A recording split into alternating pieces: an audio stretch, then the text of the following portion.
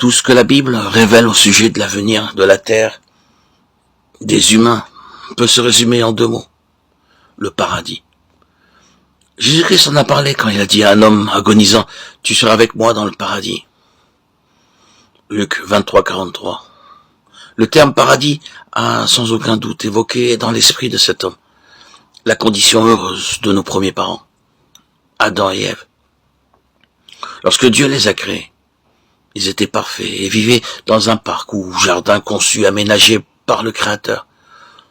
Son nom, Jardin d'Éden, était très approprié, puisque Éden signifie plaisir.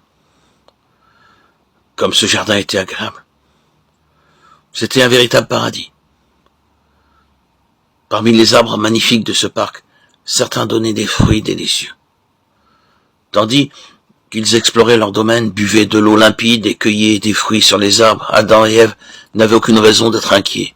Ils n'étaient même pas menacés par les animaux, puisque Dieu avait fait en sorte que l'homme et la femme exercent une domination pleine d'amour sur eux. En outre, le premier couple humain était en excellente santé, dans la mesure où ils demeuraient obéissants à Dieu. Un avenir heureux s'offrait à eux. Un travail agréable leur avait été confié. Ils devaient s'occuper de leur merveilleuse demeure paradisiaque. De plus, Dieu confia à Adam et Ève la mission de remplir la terre et de la soumettre. Avec leurs descendants, ils devaient étendre des limites du paradis jusqu'à ce que toute la planète devienne un lieu de beauté et de délices. Genèse 1, 28. Toutefois, lorsqu'il a parlé de paradis, Jésus ne demandait pas à l'homme agonisant de penser à un lointain passé. Non. Jésus parlait de l'avenir. Il savait que la terre entière deviendrait un paradis. Dieu organiserait ainsi son dessein originel, l'égard des humains et de la planète. Isaïe 55, 10, 11. Oui, le paradis sera rétabli. À quoi ressemblera-t-il? La Bible nous y répond. La parole de Dieu, la Sainte Bible, nous révèle ce qui se passera lorsque le paradis sera rétabli. La maladie, la vieillesse et la mort n'existeront plus.